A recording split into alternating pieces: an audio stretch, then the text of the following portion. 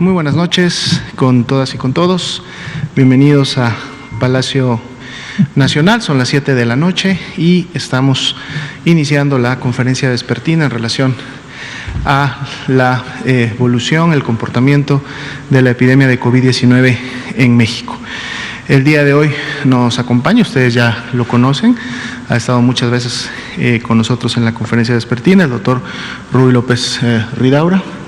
Él es el director general del Centro Nacional de Prevención y Control de Enfermedades y de hecho el día de hoy va a actualizar información y presentar algo que el doctor ha estado desarrollando de la mano de un grupo interinstitucional que tiene que ver precisamente con el exceso de mortalidad en relación a lo que está ocurriendo en el panorama nacional. Hoy día vamos a ver datos para cada una de las entidades federativas en este tema de exceso de mortalidad y el doctor López Ridaura nos va lógicamente a explicar cómo se llevan a cabo este tipo de estimaciones.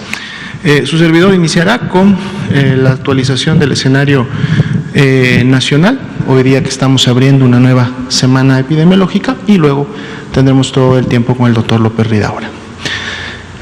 Hoy día la conferencia vespertina, ya número 238, igualmente en el día número 148 de esta nueva normalidad. Estamos iniciando la última semana del mes de octubre, con lo cual pues prácticamente estaríamos sumando ya cuando concluyamos octubre con 5 meses de estarse implementando esta nueva normalidad caracterizada por el semáforo de riesgo COVID.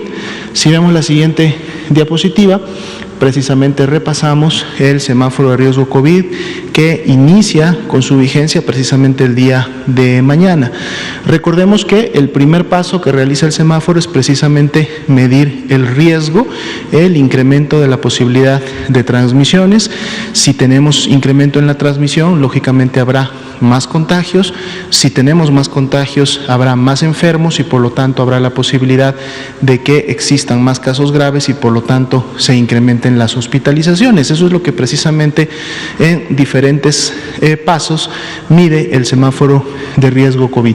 Aquí lo importante es recordarle a la población que en función del nivel de riesgo en el cual se encuentre a partir de mañana serán las acciones que en su momento se podrán realizar en sus respectivas localidades. Si su nivel de riesgo es mayor, tenemos un estado en rojo, por ejemplo, como lo es Chihuahua, y tenemos varias entidades federativas en naranja, pues bueno, las actividades sociales públicas estarán más limitadas, más controladas, los aforos estarán más reducidos, esto con la intención precisamente de que en esos niveles de riesgo todas estas acciones contribuyan a disminuir la transmisión.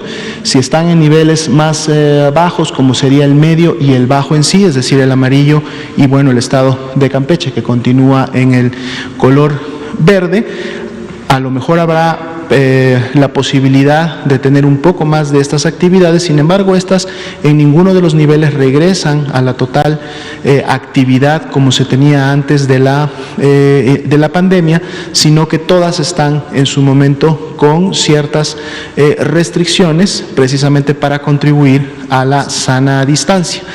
Y independientemente del color en que nos encontremos, en un nivel de riesgo, en una entidad federativa, la implementación de las medidas preventivas deben de ser puestas en práctica por cada uno de nosotros, porque en la medida que lo hagamos de manera colectiva, de manera comunitaria, pues entonces vamos a contribuir todos juntos a controlar, a disminuir la transmisión de esta enfermedad.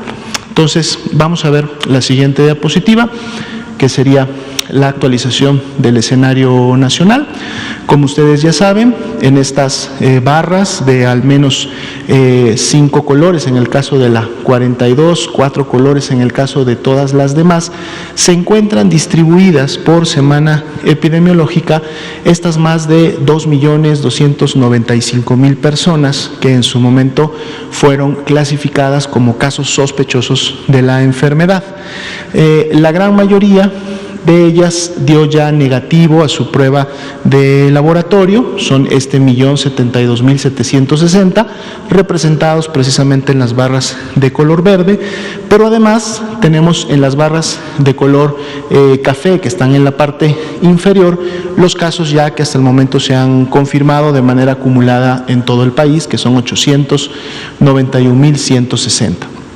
Pueden ver ustedes que el día de hoy iniciamos ya graficando la semana 42, estamos dando inicio hoy domingo a la semana 44, pero recordamos a la población que siempre graficamos con 2 semanas hacia atrás la información para en su momento prevenir, limitar el sesgo de notificación y de confirmación que normalmente sucede en las últimas 2 semanas. Es decir, que cuando vemos las tendencias y el comportamiento que se está produciendo, en este caso a la semana 42, va a ser realmente lo que esté sucediendo en la comunidad y en este caso en México. El día de hoy estamos abriendo con una disminución de este porcentaje de positividad, lo podemos ver también en el comportamiento de la línea de color naranja, que ha tenido precisamente de la semana 37 en adelante este comportamiento como tipo ondas que suben y bajan.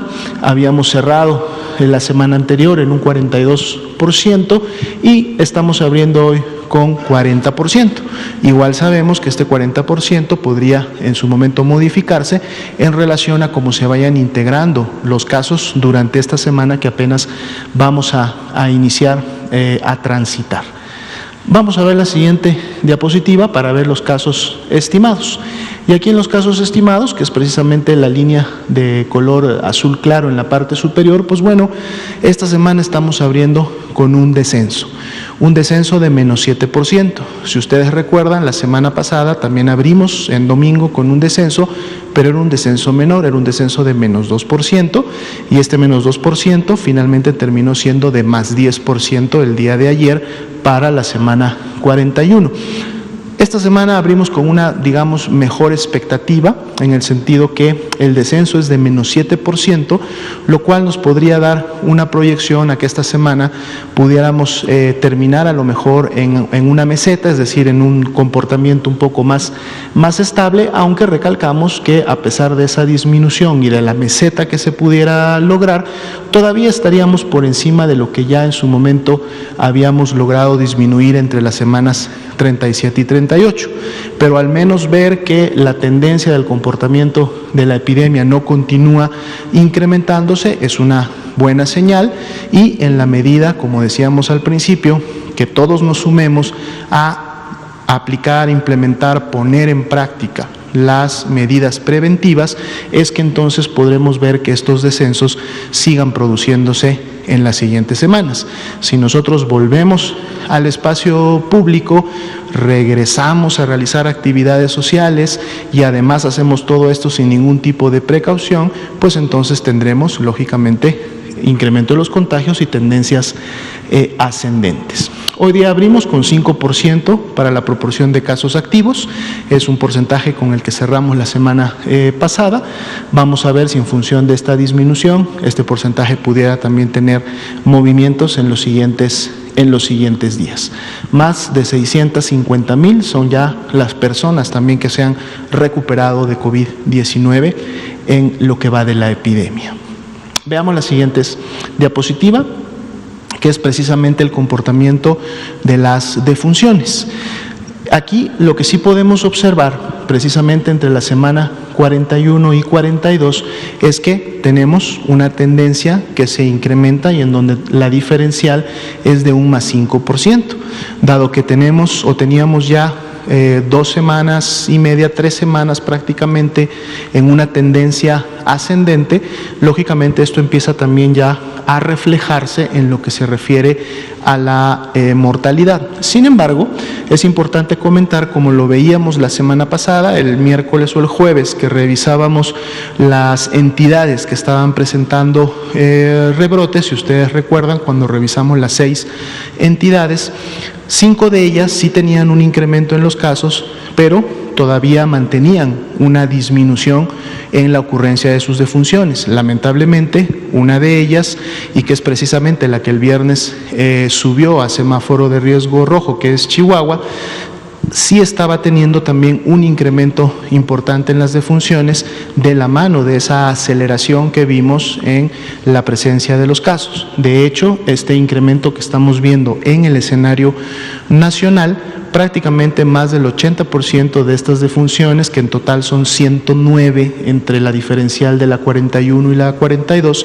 lamentablemente pertenecen al estado de Chihuahua, que es el que está aportando de manera importante estas cargas tanto en casos como en defunciones. Vamos a ver también durante la semana cómo continúa moviéndose este porcentaje y vamos a estar revisando en las conferencias vespertinas a partir de mañana cuáles son las entidades federativas que para esta semana están presentando estos incrementos tanto en su número de casos entre la semana 41 y 42 como también en su momento en el incremento de las lamentables defunciones que se han venido presentando, que para el día de hoy a nivel nacional acumulan 88.924, que son ya las confirmadas. Vamos a ver las siguientes dos diapositivas, que es precisamente la ocupación hospitalaria. Aquí tenemos las camas generales, disminución de 1% en relación al día de ayer, estaba en 32, hoy está en 31%. Sin embargo, vemos que continúan estas tres entidades federativas por encima del 50% de ocupación, que son precisamente Chihuahua, Nuevo León y Durango. Chihuahua inclusive ya en un 72%, es decir, pasó este 70% de nivel de seguridad. Sin embargo, es importante mencionar que ya desde el fin de la semana pasada está trabajando de manera coordinada el INSABI, el IMSS, la SEDENA y lógicamente los servicios de salud estatales para llevar a cabo la reconversión y expansión hospitalaria, cuyo objetivo es precisamente que este 72% de ocupación pueda empezar en los siguientes días durante esta semana a ser abatido y que en su momento no llegue a un nivel de saturación total. Si vemos la siguiente diapositiva, donde están solamente las camas críticas, las camas con ventilador para este tipo de pacientes, 26% la ocupación nacional, y tenemos ahora a dos estados que sobrepasan este 50%, Chihuahua, como ya lo veíamos, con un 61% y Durango con un 57%. En ambos casos también se está trabajando de manera coordinada y esperemos que en esta semana esto en su momento pueda entrar en un nivel de control. Otras entidades, como ya lo veíamos también la semana pasada, que la mayoría de ellas todavía presentaban tendencias descendentes en la presentación de su epidemia y también de sus hospitalizaciones, pues bueno, continúan casi más de la mitad del país con elevadas disponibilidades, por encima todavía del 80%. Pero hay algunos focos y alertas que en su momento se tienen que atender en los estados que acabamos de comentar, y bueno, esto confirma lógicamente que la epidemia en México, como lo hemos dicho siempre, se presenta de manera asincrónica, no se presenta en un mismo momento y con una misma intensidad o magnitud a la vez en todas las entidades federativas. De ahí la importancia del semáforo de riesgo COVID, que precisamente permite implementar acciones de mitigación, acciones de prevención en base al momento epidemiológico, al riesgo que en un momento cada entidad está teniendo, y de esta manera entonces contribuir a su control. Bien, esta es la actualización para esta noche. Le daríamos ahora el tiempo al doctor Ruy López Ridaura. Muchas gracias, doctor José Luis Alomía. Buenas noches. Pues como mencionó el doctor Alomía, presentamos hoy, la tercera ocasión que lo presentamos, es el informe de exceso de mortalidad. Si me pasan la primera diapositiva, este es un esfuerzo, como lo comentó también el doctor Alomía, es un esfuerzo multiinstitucional en donde las instituciones participantes, principalmente tanto en la Secretaría de Salud, pero también con una participación muy importante de RENAPO, CONAPO, y en la parte ya del análisis y la estimación específica y el trabajo de su publicación, también el Instituto Nacional de Salud Pública nos ha ayudado mucho en este esfuerzo institucional. Publicamos la semana pasada, a finales de la semana, el boletín número 4, y es el que venimos a presentar hoy ya de forma resumida, pero también para que sepan todas y todos que este boletín está disponible en la página de coronavirus. Y una de las cosas importantes es el boletín número 4. El boletín número 3 tenía hasta la semana 35. Ahora se hizo un gran esfuerzo, y eso también específicamente agradecer a RENAPO, que en este trabajo que está teniendo con cada una de las entidades ha podido mejorar con mucho el registro de algunas entidades que estaban más rezagadas, y por eso decidimos ya ahora sí presentar las estimaciones hasta la semana 39, que termina el 26 de septiembre.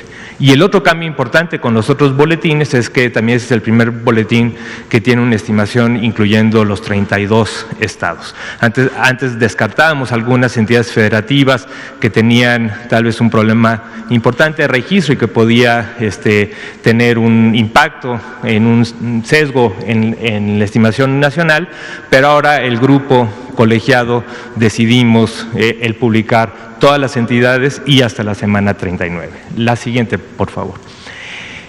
Solo para recordar los aspectos metodológicos de manera breve para este análisis, recordar que tenemos dos estimaciones, dos cuantificaciones que nos permiten estimar el exceso de mortalidad. Por un lado tenemos las defunciones esperadas, y las defunciones esperadas son el número de defunciones que se esperan o que se hubiesen esperado en este año con respecto a lo que ha sucedido en los últimos años. Tenemos una estimación que utilizamos los datos de INEGI de 2015 a 2018, y con eso podemos tener con cierto grado de certeza una estimación de cuánto podrían ser el número de muertes que se hubiesen esperado en este año independientemente de la pandemia. Y por otro lado tenemos las defunciones observadas. Esto es justo el trabajo que ha hecho RENAPO a través de esta base de datos que viene de los registros civiles de cada una de las entidades federativas.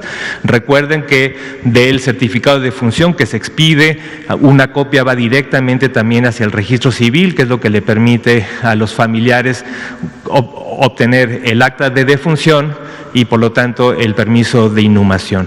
Y este es el momento tal vez más rápido que tenemos de registro de cada una de estas actas, y RENAPO ha hecho un esfuerzo muy importante desde el año pasado de poder juntar todas estas bases de datos o información que se está teniendo en cada uno de los registros en esta gran base de datos nacional de los registros civiles. Una vez que tenemos estos dos números, la resta, es decir, cuántas observamos menos cuántas se hubieran esperado, es exactamente eso el número, esa resta es el número de la estimación del exceso de mortalidad. Y esto se puede expresar ya sea en números absolutos, el número de exceso de muerte, y por otro lado también se puede expresar como un porcentaje de exceso.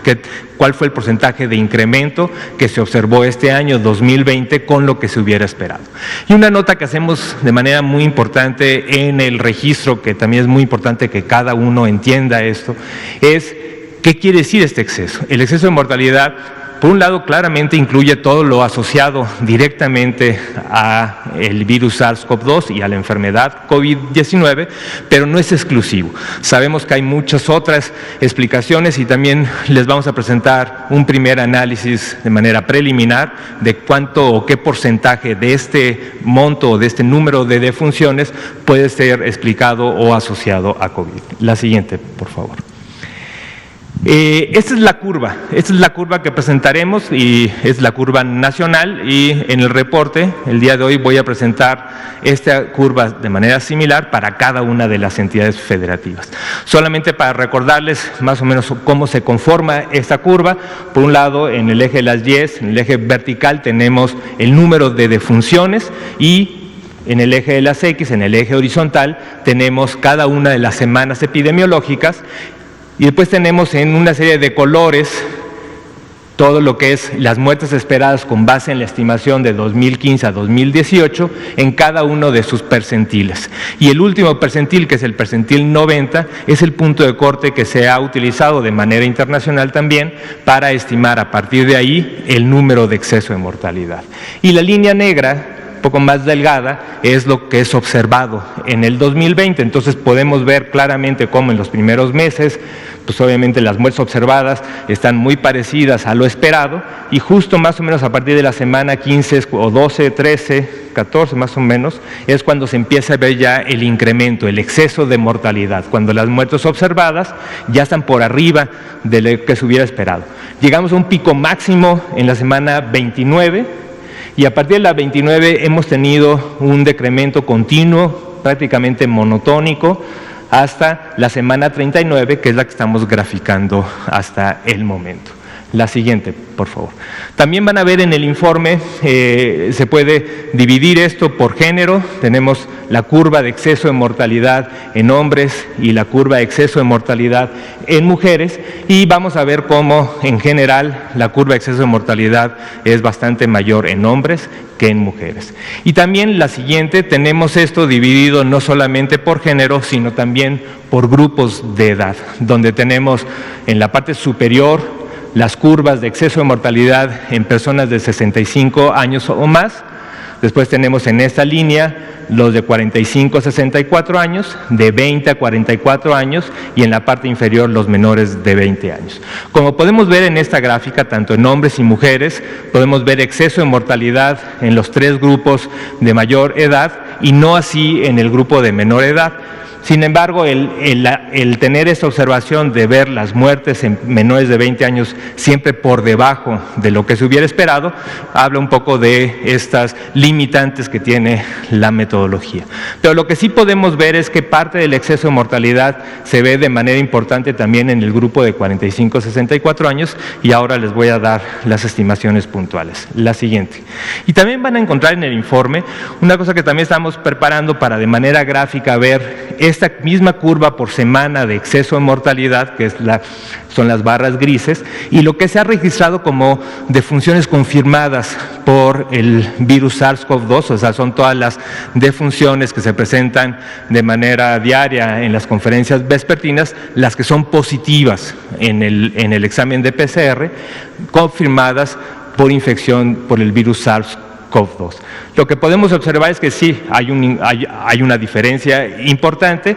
Recuerden también, y aquí no está incluido, pero también recuerden que hace ya algunas semanas se incorporó dentro de las defunciones confirmadas dentro del sistema de vigilancia, el CISVER, se incluyeron también aquellas defunciones que, ya sea por asociación epidemiológica o por dictaminación, se incrementaron también dentro de las muertes confirmadas. Sin embargo, como esto se hizo posterior a la semana 39, aún no están incorporadas, pero estarán incorporadas en esta misma gráfica en los siguientes números.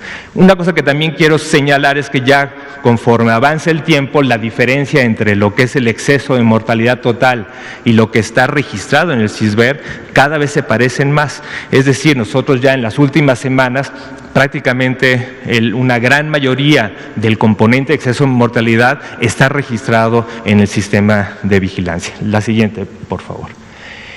Estos son los números. Cuando vemos, estas son las defunciones esperadas de la semana del 1 de enero al 26 de septiembre, de la semana 1 a la 39, las defunciones que esperábamos para este 2020 son 524.920. Las observadas son 718.090. Esto quiere decir que la magnitud del exceso de mortalidad registrado en las 32 entidades de la semana 1 a la 39 son 193.170, y ya en porcentaje, es decir, qué tanto de incremento con respecto a lo esperado, es un 36.8% de incremento. Esto es a nivel nacional, y también señalamos aquí cuál fue la semana donde se observó el mayor exceso, que fue en la semana 29, como ya se los había dicho, donde en esa semana específicamente se observó un incremento de más del 100% o ligeramente del 100%, o sea, del doble. La siguiente, por favor. Y estos son los números también ya estratificados por género y por edad, donde podemos ver que el porcentaje de exceso en hombres fue 43%, en mujeres 23%, como ya lo veíamos, es un incremento mayor de exceso de mortalidad en los hombres, con 122.397 casos, contra el de mujeres, que son de 63.117.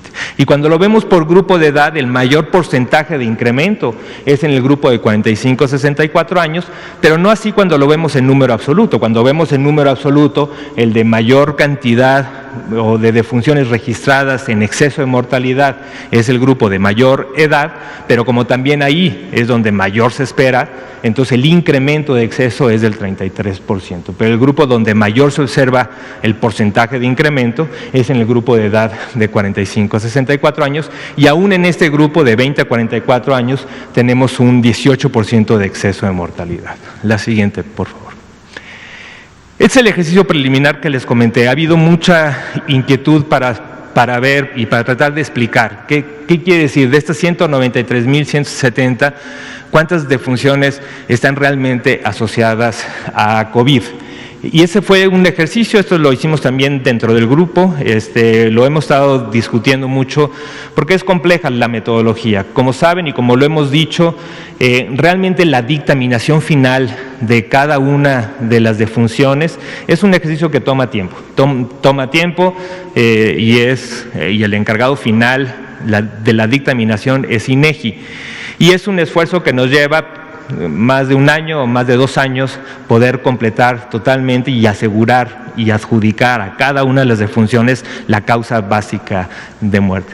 Pero un poco en este esfuerzo, tratar de tener un número inicial de estimación, en este análisis preliminar, lo que se hizo, como se ha hecho también en otros ejercicios en diferentes foros académicos, es de esta misma base de datos, de la base de datos de las actas de defunción, hay una parte que son las causas, y ahí pues cada médico que registra una defunción pone una serie de causas, esto pasa a un proceso, se captura, y como pueden entender, pues de lo que se registra por el médico, lo que se captura en la base, pues puede haber también diferencias, por eso es difícil el análisis, no es un análisis sencillo donde ya esté codificado todo y poder ver rápidamente de todas estas defunciones cuál es la causa.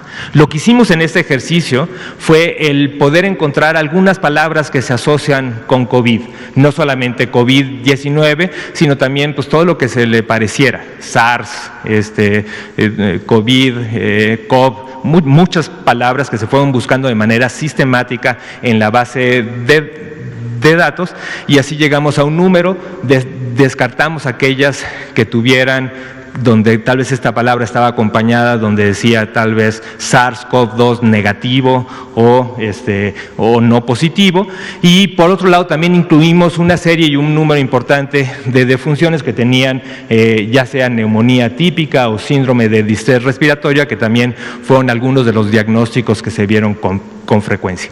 Una vez que incluimos esto, encontramos 193.153 defunciones que pudieran estar asociadas, es decir, que en alguno de sus registros se menciona algo que puede ser COVID, lo que representa el 72%. Cuando lo hemos visto en otros ejercicios académicos, más en el ámbito académico, en otros países, por ejemplo, las estimaciones que se hicieron en la ciudad de Nueva York hablaban más o menos de un 60-65% del exceso de mortalidad asociado, ¿no? Tal vez no me gusta la palabra atribuible, es asociado, a que está asociado con el COVID, pero todavía va a faltar más ejercicio para ver exactamente si esta asociación, si realmente el virus, la infección del virus fue el causante principal de la mortalidad. Pero por lo pronto, esta es la estimación que tenemos, que del total de exceso, el 70-72% se puede asociar directamente con el COVID. Eso quiere decir que el resto pues son otro componente del exceso de mortalidad que puede tener otras explicaciones. Y también en el boletín van a encontrar este mapa de calor que de manera gráfica podemos comparar la evolución del exceso de mortalidad en cada una de las semanas, que es cada una de las columnas, cada una de las líneas es una de las entidades, y dependiendo del color es el porcentaje de exceso de mortalidad, y podemos ver cómo hay estados que han estado en exceso pues gran parte de todo el año, aunque ya en sus últimas partes, cuando está en gris, quiere decir que no tienen exceso. Y la otra forma gráfica en que lo presentamos en el boletín, también para que puedan comparar, igual en porcentaje de exceso, es que podamos ver la curva, la forma en que se ve la la curva de cada una de las entidades, donde podemos ver que hay entidades que tienen un gran pico, otras que tienen un pico de menor intensidad. Ahora vamos a pasar, y no quiero detenerme mucho, pero queríamos presentar las 32 curvas para que cada uno viera también en sus entidades federativas un poco lo que estamos utilizando también como una herramienta también que nos ayuda dentro de todo este armamentario de vigilancia epidemiológica. Hay que recordar que el ejercicio principal de esta estimación de exceso de mortalidad y el poderlo vigilar semana con semana es parte también de lo que usamos dentro del mismo sistema que estamos presentando diario del CISBER. También esto nos permite ver tendencias y nos permite ver posiblemente en algunos estados donde pudiera haber incrementando. Sí, en efecto, a diferencia de lo que reflejamos en el CISBER, que es hasta la semana 42, el día de hoy, que estamos abriendo la semana 44, en exceso de mortalidad tuvimos que irnos un poco más atrás a la semana 39, porque también todo el registro que tiene las defunciones desde el registro civil hasta la base RENAPO, pues lleva tiempo. Entonces, así vamos a ver en cada una de las entidades, vamos a ver la misma curva que presenté de manera nacional, con el porcentaje acumulado hasta la semana 39 en la parte superior derecha y la curva. Vamos a ver cómo Aguascalientes, vamos a empezar por orden alfabético, más o menos empezó su exceso de mortalidad en la semana 26, 27, ha tenido algunos altos y bajos, tuvo el mayor exceso de mortalidad en la semana 36 y desde esa semana hasta la 39 ha presentado un decremento. La siguiente, por favor. El estado de Baja California, también van a ver cómo vamos a ir cambiando la escala, y esto depende pues obviamente del número de muertes esperadas en cada una de las entidades.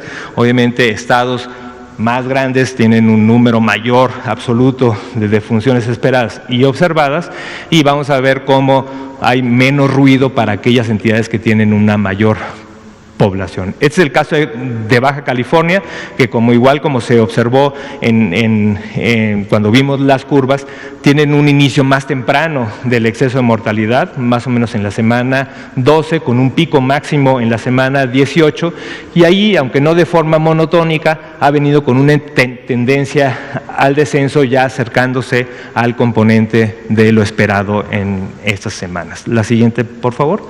Baja California Sur, que es un estado más chico, van a ver también un poco más de variabilidad. Realmente su incremento de exceso de mortalidad fue hasta la semana 26, llegó un pico máximo más o menos en la semana 33, y a partir de ahí ha tenido un descenso en donde ya prácticamente está cerca del número estimado esperado de las defunciones de acuerdo a los últimos años. La siguiente, por favor. El estado de Campeche. El estado de Campeche tuvo un incremento muy importante, muy acelerado del exceso de mortalidad a partir de la semana 22, ¿no? Llegando a un pico máximo en la semana 28, pero igual de veloz el incremento también fue veloz el decremento, en donde ha tenido prácticamente un decremento hasta en las últimas semanas, prácticamente teniendo el número de defunciones igual a lo esperado de acuerdo a los últimos años, pero realmente el componente del total de exceso de mortalidad durante todo el año pues es del 65%, que está arriba de la media que presentamos a nivel nacional. Chiapas, y esto también es parte del ejercicio de transparencia, también vean esto como el boletín que se publica y la forma en que se publica es parte de todo este esfuerzo que ha tenido este gobierno de transparentar, que toda la población conozca todos los datos, ¿no? Y esos son de los estados que no habíamos incluido, y principalmente por lo que no lo habíamos incluido es porque tenía esta parte. Antes, realmente desde las primeras semanas del año, antes de que iniciaran realmente la pandemia, teníamos una estimación por debajo de lo que se esperaba. Y esto lo que nos habla es de un posible subregistro en esta base de datos. Sin embargo, decidimos presentarlo porque, a pesar de empezar desde una línea por debajo de lo esperado, claramente el incremento es importante, llegando a su pico máximo en la semana 25 y a partir de ahí estar llegando a su momento basal.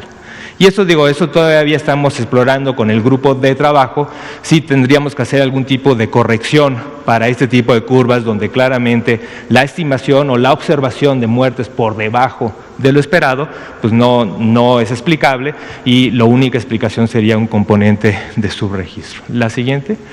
Chihuahua, como podemos ver, también es de los estados en los que estamos trabajando ahorita activamente, tuvo su inicio de exceso de mortalidad más o menos en la semana 15, después tuvo un pico importante, después de haber llegado a un pico bajado, tuvo un pico importante en la semana 29, de ahí venía descendiendo, digamos que está en una estabilidad y vamos a ir viendo cómo, lo que también comentó el doctor Alomía, cómo se va a observar esto en la estimación de exceso de mortalidad. La siguiente. La Ciudad de México. La Ciudad de México que también, ellos también han hecho un esfuerzo y la primera vez que presentamos esto, recuerden que también vinieron el grupo de trabajo, tanto del grupo de expertos externo que juntó el gobierno de la Ciudad de México para la estimación de exceso de mortalidad, también a partir de allí han publicado de manera periódica las estimaciones, que es con una metodología realmente muy similar a lo que se hace en este grupo más a nivel nacional, teniendo su incremento también a partir de la semana 14, llegando a su pico máximo en la semana 21, con un descenso, aunque sí en las últimas semanas ha habido un estancamiento de este descenso y por eso va a ser importante observar en las próximas semanas cómo se comporta esta tendencia. La siguiente. Coahuila, una curva similar. También voy a ir haciendo algunas anotaciones, también pueden ver cómo en prácticamente todas las curvas, y eso se ha visto en varios, en todo el mundo que tenemos, en general tenemos mayor número de muertes en la época invernal, ¿no? Y mucho de esto es explicado también por las defunciones que se ven año con año asociadas a neumonía y asociadas a influenza. Entonces, después de venir de la época invernal, baja en general y después sube. En este momento, Coahuila inició su exceso de mortalidad más o menos en la semana 24, llegando a su pico máximo cerca de la 29 y ha presentado un descenso continuo, prácticamente monotónico hasta la semana 39. La siguiente, por favor.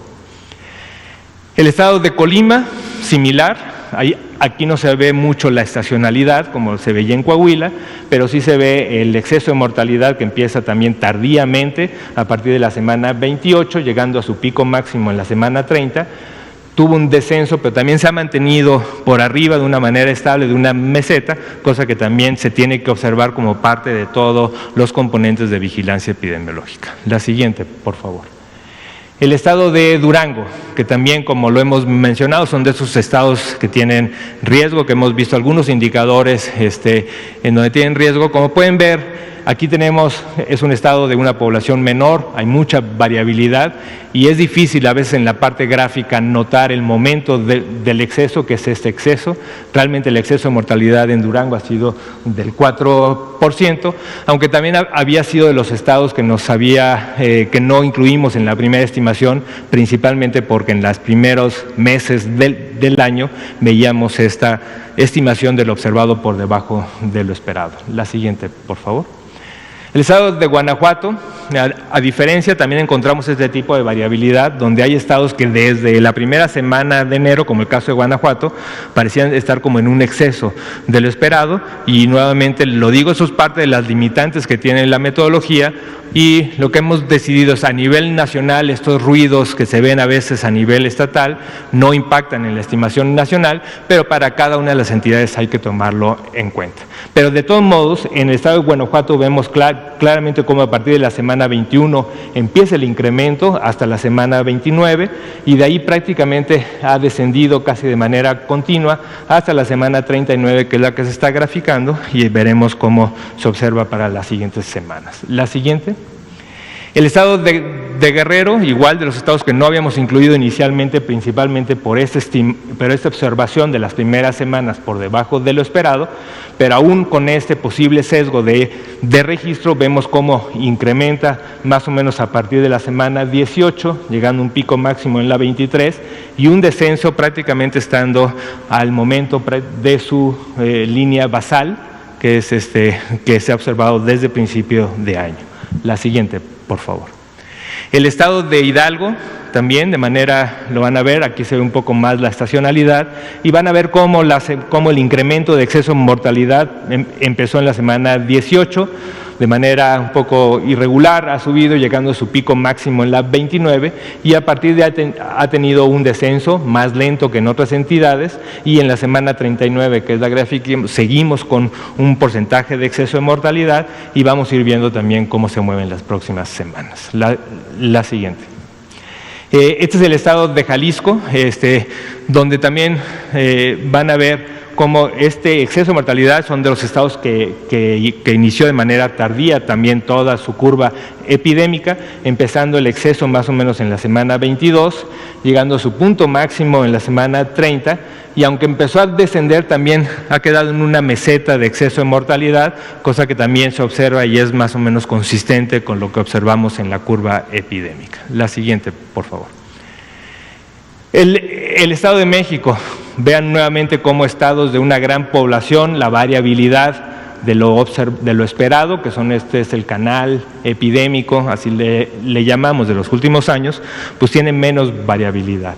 El Estado de México tiene una curva de exceso de mortalidad que empezó desde la semana 12, llegando a su punto máximo en la semana 22, y también ha prácticamente descendido de manera continua, parecido a la Ciudad de México, que en las últimas semanas parece estancarse, y es una de las cosas que vamos a estar observando. La siguiente, por favor.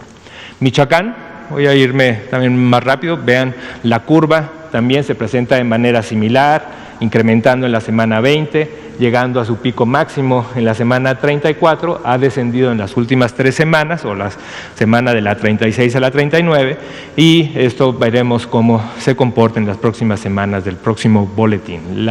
La siguiente.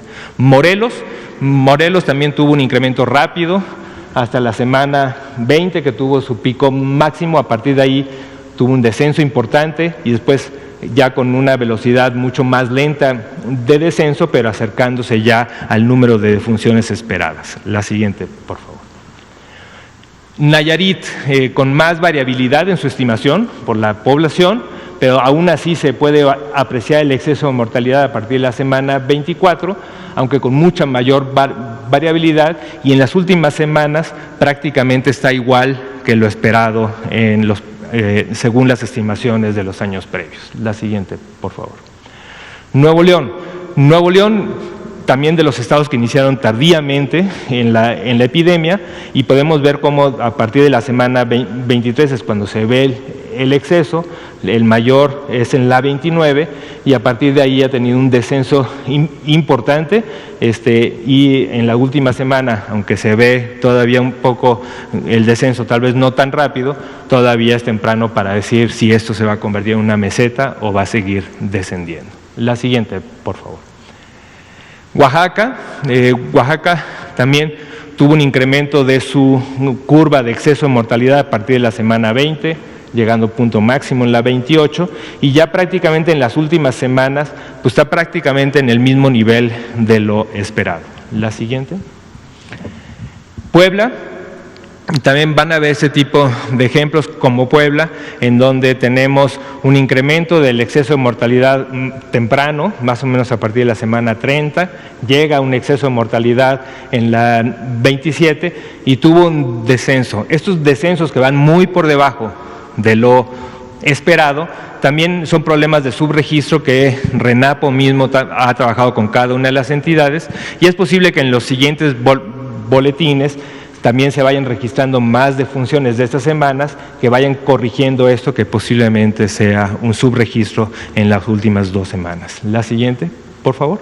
Querétaro inicia su curva de exceso de mortalidad en la semana 19, un poco más lenta que en otras entidades, llegando a su punto máximo prácticamente en la 37, en la 38 bajó, subió un poco en la 39, pero eso pues todavía es temprano para saber cuál es la tendencia que va a presentar en las próximas semanas registradas. La siguiente. Quintana Roo también, recuerden, fueron de los estados donde inicialmente se tuvo el brote también, fue de los lugares donde también tuvimos una gran carga hospitalaria, una gran carga epidémica en las primeras semanas.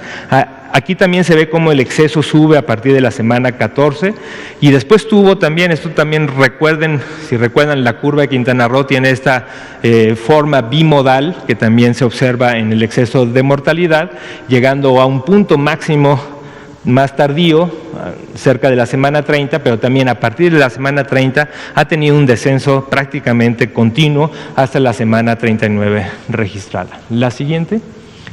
El estado de San Luis Potosí tuvo su exceso de mortalidad a partir de la semana 24, llegó hasta un nivel máximo en la semana 32, ha tenido un descenso, aunque en la última semana tuvo, de la 39 a la 38, tuvo un incremento, y siempre recuerden, este número que estoy poniendo del lado derecho también permite ver un poco qué tan alto. Recuerden que el número nacional, estamos en un 32% y esto tiene un 21% de exceso acumulado desde la semana 1 a la 39. La siguiente, por favor. Sinaloa. Sinaloa también es de los estados, recuerden, está actualmente en amarillo, tuvo un incremento importante también de los estados iniciales, recuerden también desde la semana 12 un incremento llegando a su punto máximo más o menos en las semanas 27, 28, 29 y ha tenido un descenso y ya en las últimas semanas prácticamente en el nivel que tiene de lo esperado. La siguiente, por favor. Sonora también tuvo un incremento importante, muy acelerado, que también es parecido a la curva epidémica, a partir de la semana 20 llegando prácticamente a su pico máximo en la 29 y un descenso muy, muy importante y prácticamente ya en la semana 39 ya cerca de lo esperado. El siguiente estado, ya terminando, tenemos Tabasco. También se refleja mucho también la misma curva bimodal que observamos en los casos estimados dentro del sistema de vigilancia, donde se ve un primer pico del exceso de mortalidad hasta la semana 20, un descenso y después otro pico que llegó a un nivel mucho más alto en la semana 27 o 28 y de ahí ha tenido un descenso y ya en la actualidad prácticamente dentro de lo esperado.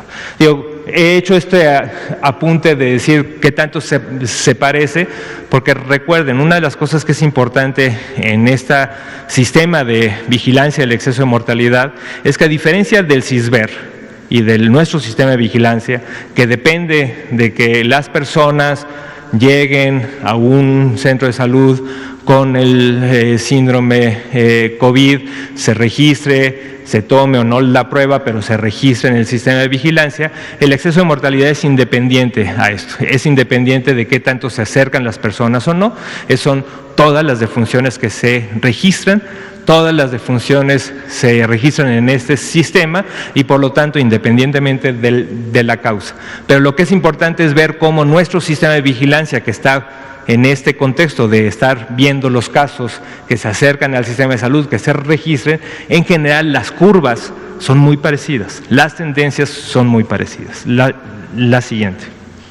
El estado de Tamaulipas, un ascenso muy importante a partir de la semana 24 hasta la semana 28 y a partir de ahí prácticamente un descenso continuo acercándose ya a lo esperado con un 34% de exceso de mortalidad acumulado. Tlaxcala, también de estos estados que tuvo un ascenso tal vez no tan rápido, pero sí importante, desde la semana 17 hasta la semana 29 y a partir del 29 ha tenido un descenso. Nuevamente, cuando vemos estas últimas semanas, hemos estado trabajando y RENAPO se acerca a las entidades para ver cómo este reflejo, que seguramente es un subregistro en las últimas semanas, se puede ir corrigiendo para las próximas publicaciones del boletín. La siguiente. El estado de Veracruz, también de los que inició tempranamente, desde la semana 17 se ve el exceso, hasta la semana 30 un descenso importante y hasta la semana 39 que se registra, podemos ver que se está acercando a el número de muertes esperadas en el estado de Veracruz para las semanas que vienen. La siguiente.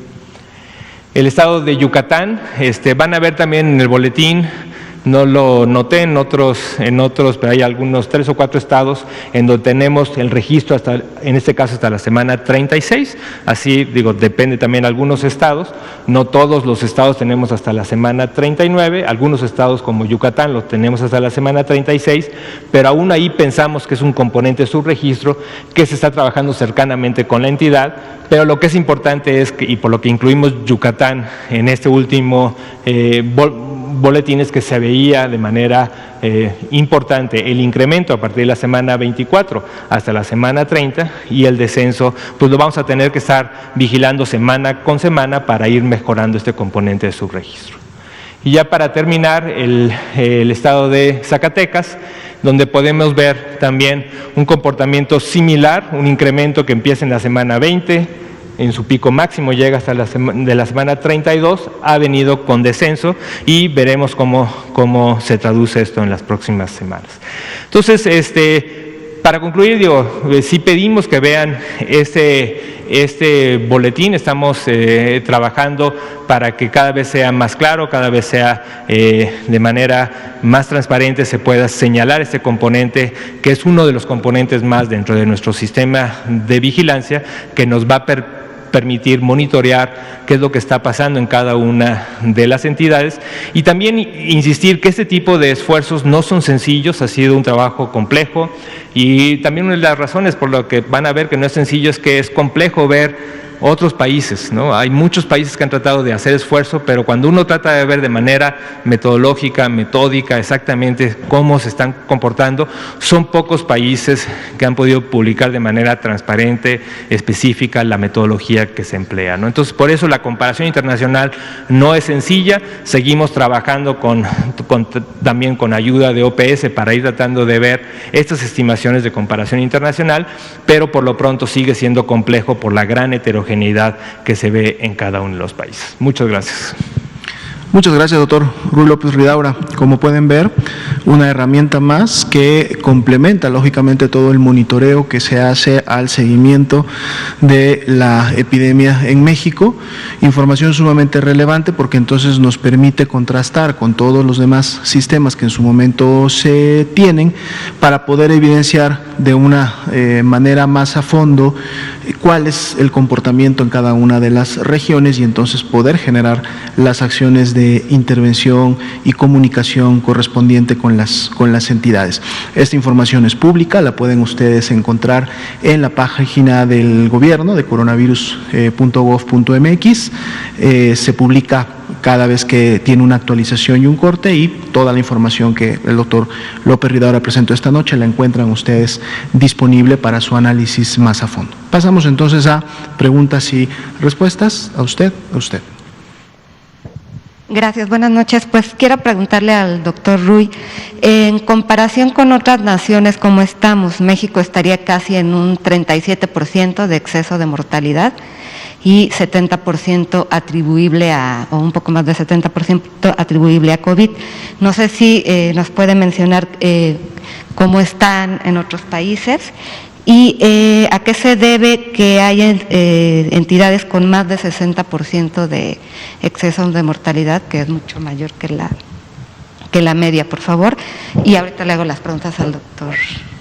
Sí, muchas gracias por la pregunta. Justo lo que comenté al final, hemos hecho un esfuerzo para ver si podemos tener una métrica de comparación con otros países, y ha sido complejo, y ustedes van a ver, ha habido esfuerzos de diferentes organizaciones internacionales de publicar los excesos de mortalidad de algunos países. A veces hay buenas estimaciones más del grupo académico en ciudades específicas, creo que de los que iniciaron con esto fue en la ciudad de Nueva York. Entonces es complejo, digo, sería muy aventurado el decir ahora con las métricas, con metodologías distintas, qué tanto.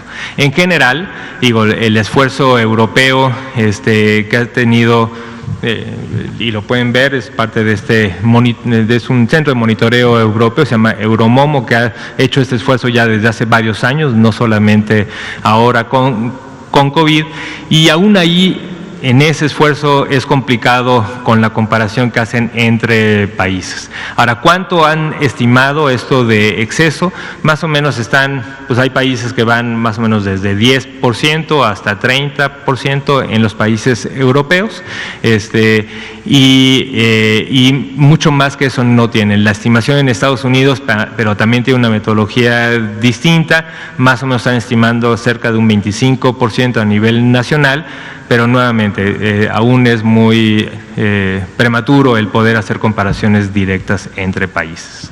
Y este componente de qué tanto se explica también ha sido todavía más complejo porque tienen que calificar cada una de las defunciones. El reporte de la Ciudad de Nueva York, que es el que conozco mejor, más o menos estimó 65% del exceso de mortalidad explicado por COVID.